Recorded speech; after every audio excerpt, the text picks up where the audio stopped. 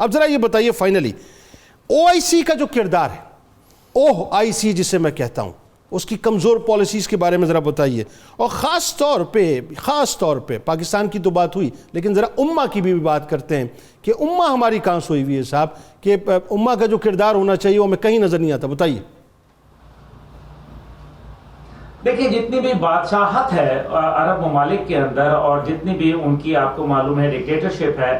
وہ backed up ہے by, آپ کو پتہ ہے ویسٹرن کنٹریز کی بیک اپ ان کو ملتی ہے، اور اس کا اظہار برملا کئی دفعہ مغربی ممالک کر چکے ہیں۔ اس کے اندر میں کسی نام نہیں لوں گا، آپ بھی جانتے ہیں اور میں بھی جانتا ہوں اور ہمارے ناظرین بھی جانتے ہیں۔ اب مسئلہ یہ ہے کہ وہ عوام کے اوپر حکمرانوں کے تھرو حکومت کرتے ہیں، حکمرانوں کو قبضے میں لیتے ہیں اور اس کے تحت جو ہے وہ اپنا جو ایک ایول ایجنڈا ہے اس کو ہم پہ مسلط کرتے ہیں۔ ہم ان کی بات کو سمجھ نہیں رہے کہ ان کا مقصد کیا ہے۔ ان کا مقصد یہودیوں کی ریاست کا پھیلاؤ اور مسلمانوں کو کمزور اور تقسیم کرنے کا ہے، یہ بڑا واضح ہے، اور مسلمانوں کے وسائل کے اوپر قبضہ کرنے کے لیے ہے۔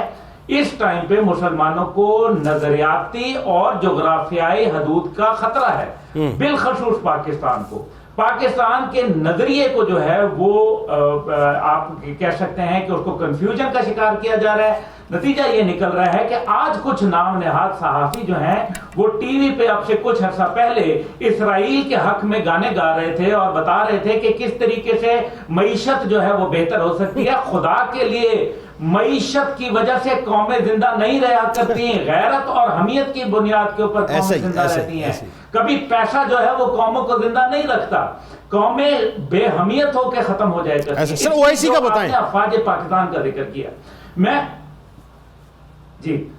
افواج پاکستان کے حوالے سے جنید صاحب ایک بات ضرور بتانا چاہتا ہوں کہ افواج پاکستان کے اندر جو ہے وہ آپ اس کا ذرا جی ایکس کیو کا بیج دیکھیں، اس میں پیچھے جو سبز رنگ ہے یہ گنبد خضرا کا ہے، اس میں تلواریں نبی پاک صلی اللہ علیہ وسلم کی ہیں، اس میں جو چاند تارا ہے وہ مسلمانوں کے ہلال کی نشانی ہے، اور اس کا نعرہ ایمان تقوی جہاد فی سبیل اللہ۔ کمال کرتے ہیں، ہم تو لڑائی کی بات ہی نہیں کرتے، ہم تو جہاد کی بات کرتے ہیں، کیونکہ ہم فوجی نہیں بلکہ جہادی ہیں، صرف فوجی نہیں ہیں۔ اس لیے جو کارگل کے اندر ہوا، جو ہمارے نشان حیدر لیے، جن لوگوں نے بم سینوں میں باندھے، کیا کوئی نارمل فوج کا کوئی ایک آپ کو، یہ امریکہ ابھی افغانستان میں لڑا، آپ کو کوئی ایک واقعہ ایسا بہادری کا، شجاعت کا، دیانت کا، امانت کا نظر آتا ہے؟ بالکل نہیں نظر آتا۔ یہ پاکستان فوج کا خاصہ ہے۔ اب مسئلہ یہ ہے کہ اب جیسے ابھی فرحان صاحب نے بتایا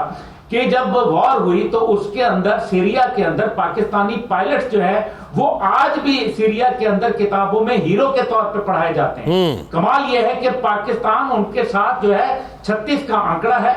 ہم اور وہ ایک ساتھ جو ہے نظریاتی حیثیت میں پیدا ہوئے تھے، ان کا نظریہ غلط اور ہمارا صحیح ہے۔ ان دونوں نظریات میں سے ایک کو زندہ رہنا ہے اور انشاءاللہ تعالیٰ وہ پاکستان ہوگا، because Pakistan has to exist, Pakistan must exist and Pakistan will exist انشاءاللہ تعالیٰ۔ یہ اسرائیل کی جو ناجائز ریاست ہے اس کو صرف اور صرف پاکستان جو ہے وہ ملیہ میٹ کرے گا، اور انشاءاللہ آپ دیکھیں گے کہ یہ آخری جنگ جس کا آپ نے سارا نقشہ وہ آپ نے جو بتایا، اور پھر غزوہ ہند کے حوالے سے، اور غزوات کیا ہوتے ہیں وہ آپ ماشاءاللہ میرے سے زیادہ جانتے ہیں کہ غزوات کی کمانڈ کون کرتا ہے۔ تو جس پاکستان پہ کالی کملی والے کا سایہ ہو، جس کو اللہ کے رسول کے احکامات کے مطابق بنایا ہو، جو 27ویں رمضان المبارک لیلۃ القدر جمعۃ الوداع کے دن بناؤ، یہ کیا سارے معجزات ہیں؟ اور پوری دنیا کے اندر اگر ان کو چیلنج ہے تو وہ پاکستان سے چیلنج ہے، کیونکہ ان کو معلوم ہے کہ پاکستان واحد ہے جو آج تک یہودیوں کی اس ناجائز ریاست کو تسلیم کرنے کے لیے تیار نہیں ہے، جو ان کے ساتھ تجارت کرنے کے لیے تیار نہیں ہے۔ آئے دن وہ سازشیں کرتے ہیں، آئے دن وہ امریکہ کے ذریعے پاکستان کو دبانے کی کوشش کرتے ہیں، اور یہ ان کو اس کا طریقہ جو ہے وہ ہے جمہوریت۔